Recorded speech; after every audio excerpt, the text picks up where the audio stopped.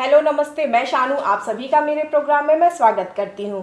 आज हम बात करेंगे बच्चों के अत्यधिक रोने पे। जी हाँ, बच्चे अक्सर बहुत ज़्यादा रोने लगते हैं, माँ बहुत ज़्यादा परेशान हो जाती है। क्या कारण है, क्यों रो रहे हैं, कहीं पेट में दर्द, कहीं कोई बीमारी तो नहीं हो गई हमारे बच्चों को। तो इसी पर हम चर्चा करेंगे। तो आज मेरे इस प्रोग्राम में आई हैं मैम डॉक्टर सुनीता। मैम, मैं आपका वेलकम करती हूँ। मैम जो वरिष्ठ बाल रोग विशेषज्ञ और पूर्वांचल में जानी मानी हस्ती हैं। तो मैम, आज का सबसे पहला सवाल मैं आपसे यही करना चाहूँगी कि मैम जब बच्चे रोना शुरू करते हैं तो माँ परेशान होना हो जाती है कि बच्चे क्यों रो रहे हैं। तो हम ये जानना चाहेंगे कि बच्चे किस हद तक रोएं कि उनको हम नॉर्मल कह सकते हैं। हाँ, ये जानना ज़रूरी है हर माँ को, क्योंकि मैंने देखा है कि माएँ जो लेकर आती हैं बच्चों को वो थोड़ा सा रोने पे भी परेशान हो जाती हैं, लेकिन उसमें परेशान होने की ज़रूरत नहीं है, क्योंकि बच्चा जो है सिर्फ रोना ही जानता है। आप जानती हैं कि वो हर चीज़ की अभिव्यक्ति रोने से करता है, चाहे वो भूखा हो, चाहे गीला हो, चाहे अकेलापन महसूस कर रहा हो, तो वो रो के ही बताएगा। तो लेकिन इसकी ड्यूरेशन भी एक हद तक ही रोना चाहिए बच्चे को। तो अगर हम देखते हैं 24 घंटे में तोड़ तोड़ के कई बार में बच्चा अगर 1.5 या 2 घंटे तक रोता है तो इसको साधारण मानते हैं। इसके लिए चिंतित नहीं होना चाहिए माओं को।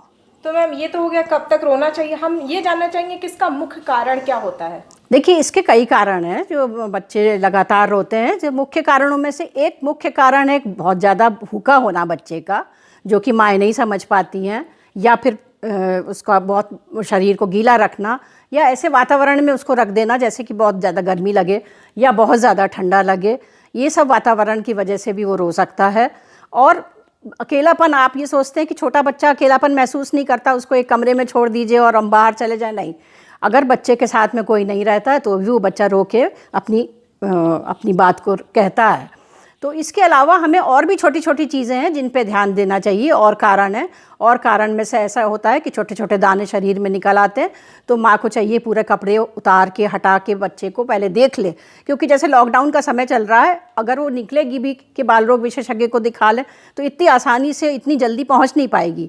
इसलिए उसको पहले देख लेना चाहिए स्वयं से कि उसके रोने का कारण क्या। अगर भूख नहीं है, प्यास नहीं है, वातावरण में भी ठंडक और गर्मी ठीक से है, तो उसको देखना चाहिए उसका कान तो नहीं बह रहा है, उसकी नाक बंद तो नहीं है, उसके शरीर पे कहीं कोई चकत्ते तो नहीं निकल रहे हैं, कहीं दाने तो नहीं निकल रहे हैं, पेशाब के रास्ते में या टट्टी के रास्ते में कहीं लाली तो नहीं आ रही है। जैसे आजकल ये बहुत ज़्यादा पॉपुलर हो गया है कि डायपर्स पहनाती हैं मदर्स, डायपर्स पहनाती हैं तो उसमें वो जो कई कई घंटे तक छोड़ देती हैं डायपर्स को, उसमें यूरिन की वजह से कंटेमिनेशन होता है और स्किन पूरी रेड हो जाती है, और जब खोलती हैं तो देखती हैं कि उसमें पूरा रैश हो रहा है। फिर वो डॉक्टर के पास भागती हैं कि वो रैश हो रहा है। तो ये सब चीज़ें हैं जो छोटी छोटी चीज़ें हैं, इस पर माँ को ध्यान देना चाहिए और स्वयं से ही पहले एक बार ये देख लेना चाहिए कि इस वजह से बच्चा तो नहीं रो रहा है। और मैम दूध पीने के बाद अक्सर क्या होता है, जब छोटे बच्चे जो 5 से 6 महीने तक के होते हैं, अक्सर दूध पीने के बाद वो रोना शुरू कर देते हैं। हाँ, ये बहुत कॉमन है कि जैसे बच्चे ने दूध पिया, चाहे वो माँ का दूध पिया या फिर शीशी से दूध पिया या कटोरी चम्मच से पिया, तो लेकिन दूध पीते समय कई बार अगर वो पोजीशन सही नहीं है, अटैचमेंट सही नहीं है बच्चे का, तो वो हवा भी निकलते रहते हैं साथ में। तो जब इतनी ज़्यादा हवा इकट्ठा हो जाती है तो वो दूध पीना तो बंद कर देते हैं और हवा की वजह से परेशान होने लगते हैं। पेट इतना तन जाता है कि वो चीख चीख के रोते हैं, माँ उसको गोदी में लेकर टहलाती रहती है, पूरा घर टहलाता रहता है, लेकिन समझ में नहीं आता कि बच्चा रो क्यों रहा है। मुख्य कारण होता है कि दूध का सही तरीके से ना पिला पाना।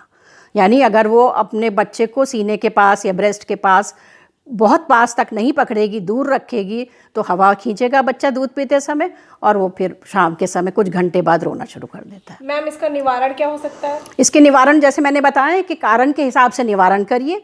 अगर आपको लगता है भूखा है तो उसको दूध सही तरीके से पिलाइए। अगर वातावरण में लग रहा है बहुत ज़्यादा गर्मी है तो सही वातावरण में रखिए। और बहुत ज़्यादा ठंडक हमको मतलब ऐसा करना चाहिए कि जिसमें हम कंफर्टेबल महसूस करते हैं उससे 2 डिग्री ज़्यादा टेम्परेचर होना चाहिए, उसमें बच्चे कंफर्टेबल महसूस करते हैं। और दाने देख लेना चाहिए, रैश देख लेना चाहिए। ये सब चीज़ें जो मैंने बताई हैं अभी, इसका स्वयं से पहले निरीक्षण करना चाहिए। और अगर ऐसा लगता है कि हमको समझ में नहीं आ रहा, कई बार मुँह में छाड़ू होता है, छाड़ू यानी फंगल इन्फेक्शन, जिसको लोकल लैंग्वेज में लोग कहते हैं छाड़ू हो गया, तो बच्चा दूध नहीं पीता और सिर्फ रोता रहता है रोता रहता है। अब मुँह खोल के देखिए, जीभ पे देखिए तो सफ़ेद सफ़ेद दाने जम जाते हैं। तो ये सब चीज़ें अगर माँ जानती रहेगी तो वो जीभ साफ़ करती रहेगी, या उसकी कोई दवा किसी डॉक्टर से पूछ के मुँह में लगा सकती है। यानी लॉकडाउन के समय की मैं बात कर रही हूँ कि वो स्वयं भी ये कर सकती है।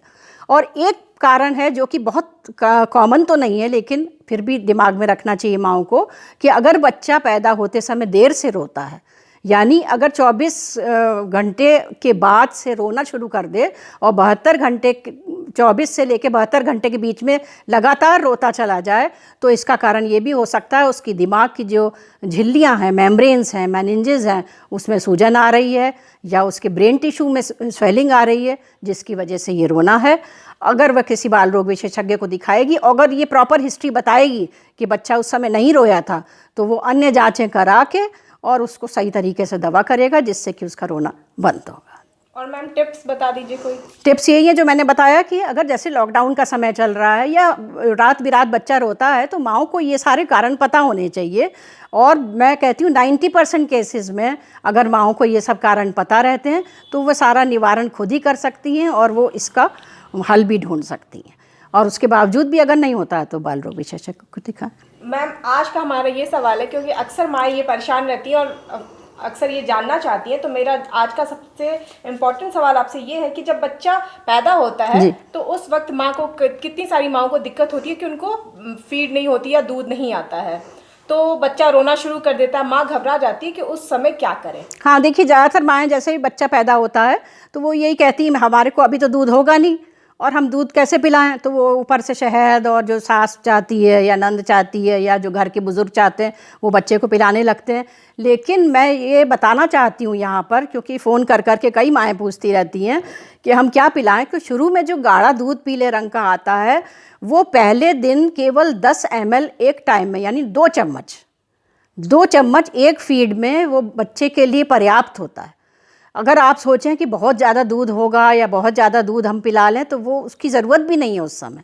तो एक पहले दिन बच्चे की जो आवश्यकता है वो 10 ml दूध है, हर 2 या 3 घंटे पे, 2.5 घंटे पे उसको पी लेगा, जो कि दूसरे दिन जाके 20 ml में कन्वर्ट हो जाती है, तीसरे दिन 30 ml में, और उसके बाद चौथे दिन के बाद से तो दूध सफ़ेद होने ही लगता है खूब सारा, और तब 60 से 70 ml हर फीड में, यानी 60 से 70 ml का मतलब हुआ 2 आउंस, या जो अब हमारी चम्मच है वो 12 चम्मच भर के, 12 या 14 चम्मच भर के एक दफ़े में बच्चा दूध पीता है। तो माएँ अक्सर क्या होता है, क्योंकि माँ का दूध अगर बच्चा पीता है तो दिखाई तो देता नहीं है, तो वो हमेशा उसको ये वहम बना रहता है कि मेरा दूध पूरा नहीं होता। तो उसका कारण यही देख लेगी कि एक बार दूध निकाल के कटोरी में देख ले कि मेरा दूध कितना होता है। नंबर 2, ये देख ले कि उसको 6 से 8 बार पेशाब होता है कि नहीं होता है, और प्रथम माह में 25 से 30 ग्राम प्रतिदिन उसका वज़न बढ़ रहा है कि नहीं बढ़ रहा, और 2 बार दूध पीने के बीच में बच्चा आराम से सोता है कि नहीं सोता। अगर ये सब कारण वो जानती है और कर सकती है हल, तो इसका मतलब बच्चे के लिए दूध पर्याप्त है और वो इसके लिए परेशान होना बंद कर दे। तो थैंक यू मैम। तो ये थी डॉक्टर सुनीता कुमार मैम, जिन्होंने आपको और हम सबको बच्चों के अत्यधिक रोने के कारण और उसका निवारण दोनों बताया।